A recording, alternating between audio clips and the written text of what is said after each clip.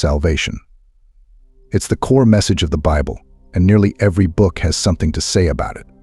But if you're thinking, does that mean I need to read the entire Bible to figure it out? Don't sweat it. I'll break it down for you, book by book. So get comfy, let's uncover what each book says about God's rescue plan for us. Genesis is the book of beginnings. Everything starts here, including our need for salvation. Adam and Eve's choice to eat the forbidden fruit. That was the fall that started humanity's brokenness.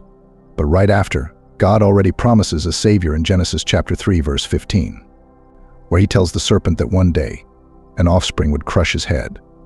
So right from the beginning, salvation is on the horizon. Exodus is all about freedom. The Israelites were slaves in Egypt, but God stepped in to deliver them. It's like a giant symbol for our own lives. We're trapped by things that hold us back, but God sends a way out. Exodus chapter 14, verse 13 says, "Do not be afraid. Stand firm, and you will see the deliverance the Lord will bring you today." That's salvation, God bringing us out of our own Egypts. Leviticus is often where people hit pause. It's full of laws, sacrifices, and rituals. But here's the secret: every one of those sacrifices was a sneak preview of Jesus. Leviticus chapter 17, verse 11 says, "It is the blood that makes atonement for one's life." That's a hint about the cross. The sacrifices in Leviticus are like little road signs pointing to the ultimate sacrifice, Jesus. Numbers is a journey, literally. The Israelites wander for 40 years because they kept doubting God. But here's the twist: God never left them. He provided food, water, guidance, all while they figured things out. Salvation is often like that journey too. We doubt, we wander, but God's right there, offering daily grace, even when we don't deserve it. Deuteronomy is like Moses' farewell speech. He reminds the Israelites of all God's promises, urging them to choose life and obedience. Deuteronomy chapter 30, verse 19 says, "I have set before you life and death, blessings and curses. Now choose life." It's an invitation to say yes to God's rescue plan, to pick salvation over sin. Joshua shows us victory. The Israelites enter the promised land, and God brings down walls, parts rivers, and wins battles for them. Joshua chapter 24, verse 15 famously says, "Choose for yourselves this day whom you will serve." Salvation is about choosing who we're going to serve, ourselves or God, and letting God handle the battles. Judges is like a cycle of mistakes. The Israelites keep turning away from God. Things go bad, they cry out, and God rescues them. Sound familiar? Judges chapter 2, verse 16 says, "Then the Lord raised up judges who saved them." It's a story of people who mess up over and over. But God's mercy is bigger than their failures. Salvation's not about perfection, it's about God's patience.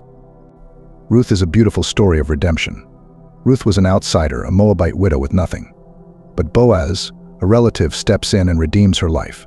He's called her kinsman redeemer, and it's a perfect picture of how Jesus redeems us. Ruth chapter 4, verse 14 says, "Praise be to the Lord, who this day has not left you without a guardian redeemer." Jesus is our ultimate redeemer.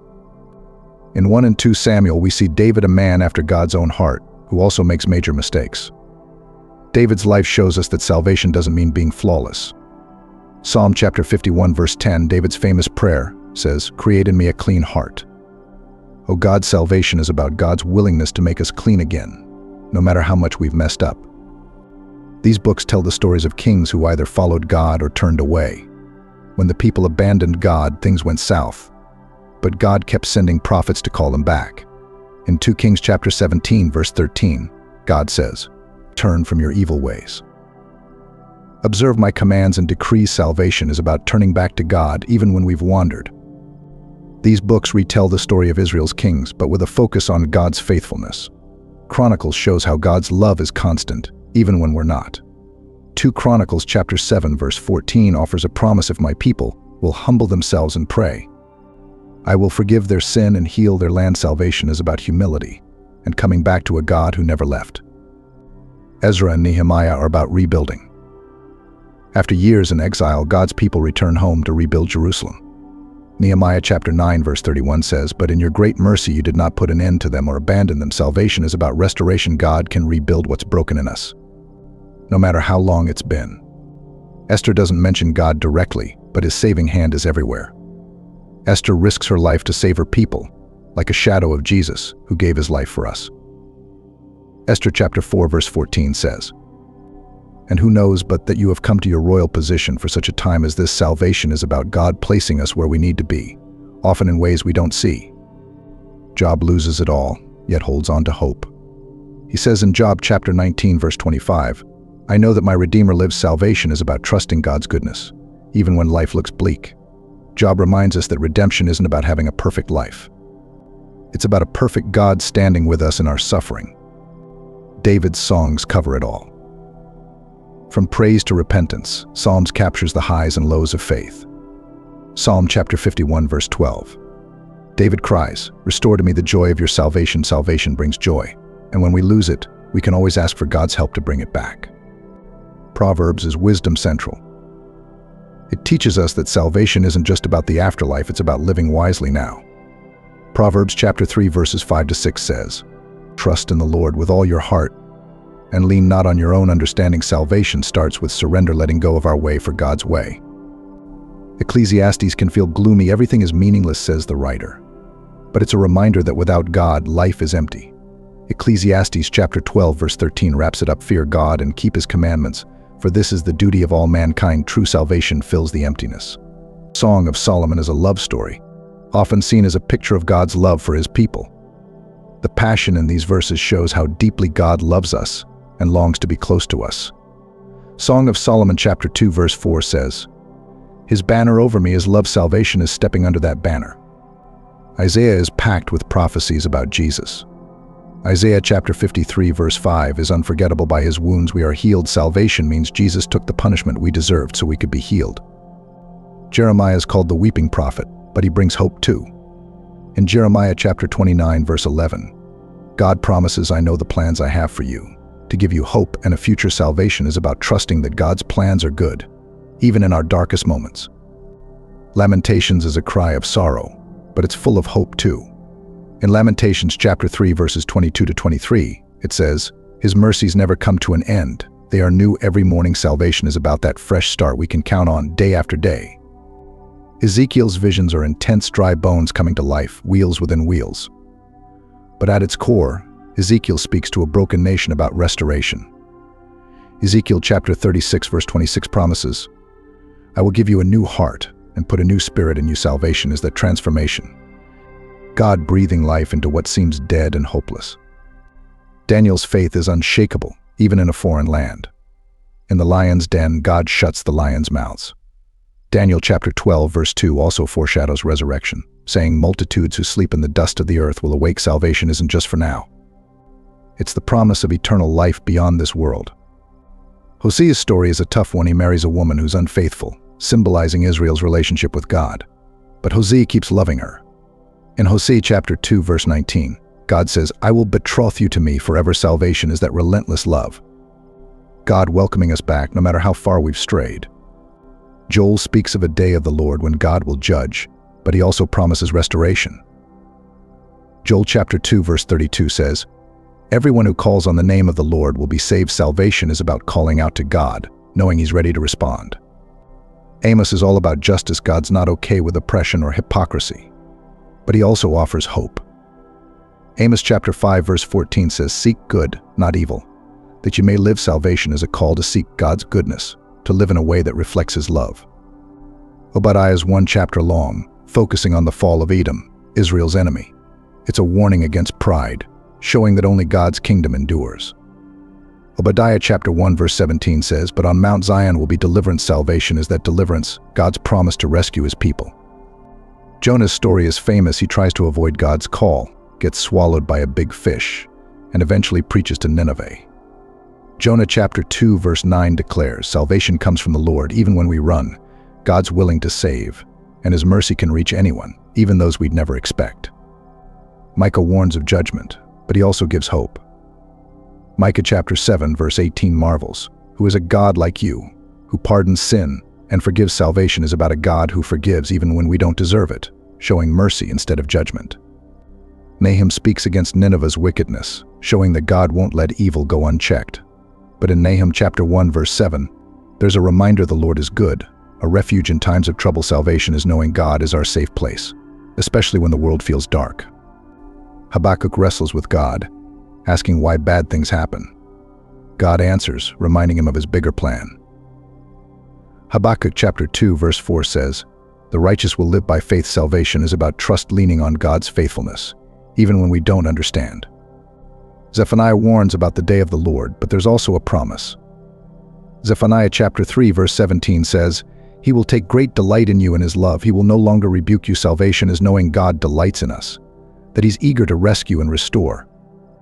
Haggai encourages the Israelites to rebuild the temple, showing that God's presence is with them. In Haggai chapter 2 verse 9, God promises the glory of this present house will be greater than the former. Salvation is about God building something beautiful in us, greater than what's been lost.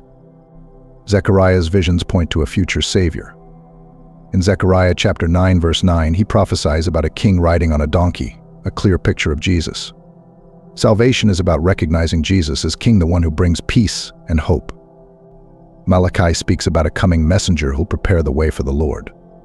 Malachi chapter 4 verse 2 says, "But for you who revere my name, the Sun of Righteousness will rise with healing in its rays." Salvation is like that sunrise, bringing healing and hope to all who seek God. Now, on to the New Testament, where the message of salvation becomes even clearer as Jesus steps onto the scene. Matthew introduces Jesus as the promised king. In Matthew chapter 1 verse 21, an angel tells Joseph, "You are to give him the name Jesus because he will save his people from their sins." Salvation is the purpose of Jesus' life, to save us from sin and bring us back to God. Mark's gospel is fast-paced, showing Jesus in action. Mark chapter 10 verse 45 explains why he came, for even the Son of Man did not come to be served, but to serve, and to give his life as a ransom for many. Salvation means Jesus paid the price for us, a ransom that sets us free. Luke emphasizes Jesus' compassion for the outcasts. In Luke chapter 19 verse 10, Jesus says, "The Son of Man came to seek and to save the lost." Salvation isn't about being perfect, it's about being found by Jesus, who's searching for each of us. John's gospel is all about belief. John chapter 3 verse 16 is famous for a reason. "For God so loved the world that he gave his one and only Son, that whoever believes in him shall not perish but have eternal life." Salvation is a gift. Believe and receive it. Acts shows how the early church spread the message of salvation. In Acts chapter 4 verse 12, Peter boldly declares, "Salvation is found in no one else, for there is no other name under heaven given to mankind by which we must be saved." Salvation is through Jesus alone. He's the way. Romans unpacks salvation deeply. Romans chapter 10 verse 9 says, "If you declare with your mouth, 'Jesus is Lord,' and believe in your heart that God raised him from the dead, you will be saved." Salvation is both a confession and a heart decision, trusting Jesus as Lord. Paul reminds the Corinthians that salvation means a new life. In 2 Corinthians chapter 5 verse 17, he writes, "If anyone is in Christ, the new creation has come, the old is gone. The new is here." Salvation isn't just a clean slate, it's becoming brand new in Christ. Galatians is all about freedom. Galatians chapter 5 verse 1 declares, "It is for freedom that Christ has set us free." Salvation isn't about being bound by rules, it's about living free in God's grace. Ephesians shows us salvation as a gift. Ephesians chapter 2 verses 8 to 9 says, "For it is by grace you have been saved, through faith, not by works." Salvation isn't earned, it's a gift from God. All we do is accept it. Philippians is full of joy, even in hardship. Philippians chapter 3 verse 20 reminds us, our citizenship is in heaven. Salvation means our true home isn't here, it's with God, and we're just passing through. Colossians speaks about the power of Christ in salvation. Colossians chapter 1 verse 13 says, "He has rescued us from the dominion of darkness and brought us into the kingdom of the Son he loves." Salvation is a transfer from darkness to light, from hopelessness to hope. These letters focus on Jesus' return. In 1 Thessalonians chapter 5 verse 9, Paul writes, "God did not appoint us to suffer wrath, but to receive salvation." Salvation is about the hope that we're safe in God's hands, no matter what's coming. Paul encourages Timothy to hold on to faith. 1 Timothy chapter 1 verse 15 says, "Christ Jesus came into the world to save sinners." Salvation is about admitting we're broken and believing Jesus came to heal that brokenness. Titus chapter 3 verse 5 explains salvation simply: he saved us, not because of righteous things we had done, but because of his mercy. Salvation is purely by God's mercy, a gift, not a reward. Philemon is a personal letter, but it's a story of forgiveness. Paul asks Philemon to accept back his servant as a brother. Salvation changes our relationships. It's about forgiveness and a fresh start. Hebrews explains how Jesus is our high priest. Hebrews chapter 9 verse 12 says, "He entered the most holy place once for all by his own blood, Thus, obtaining eternal redemption salvation is secure, once and for all, through Jesus' sacrifice. James is practical and direct. He shows that faith and action go hand in hand. In James chapter 1, verse 21, he says, "Humbly accept the word planted in you, which can save you. Salvation isn't just a belief. It's a life lived differently because of that belief. It's like planting a seed that grows into real, visible change." Peter writes to believers facing trials, reminding them of their hope in Christ. In 1 Peter chapter 1, verse 9, he says, "For you are receiving the end result of your faith. The salvation of your soul's salvation isn't just a future promise, it's a present reality that keeps us going, no matter the struggles." John emphasizes love and truth. In 1 John chapter 5, verse 12, he makes it clear whoever has the Son has life. Whoever does not have the Son of God does not have life. Salvation is simple. It's found in Jesus. To have him is to have life, period. Jude warns about false teachings and reminds believers to stay strong in their faith. Jude chapter 1, verse 21 says, "Keep yourselves in God's love as you wait for the mercy of our Lord Jesus Christ to bring you to eternal life." Salvation means staying in God's love, secure in his promise of eternal life. Revelation wraps up the Bible with a powerful vision of the end times. It's full of warnings and hope, showing the ultimate victory of God. Revelation chapter 21, verse 4 promises, "He will wipe every tear from their eyes." There will be no more death or mourning or crying or pain. Salvation is the final victory, the end of suffering, and the beginning of eternal joy with God. There you have it, a journey through each book of the Bible, tracing the thread of salvation. From Genesis to Revelation, the message is clear. God has always been reaching out, calling us back, promising life, hope, and redemption. Salvation isn't a moment, it's a story, our story, intertwined with his, written across the pages of history. Thank you so much for watching.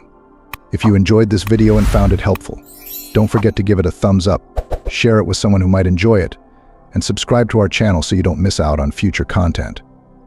We're excited to have you as part of our community, and your support means a lot to us. See you in the next video, and may God bless you.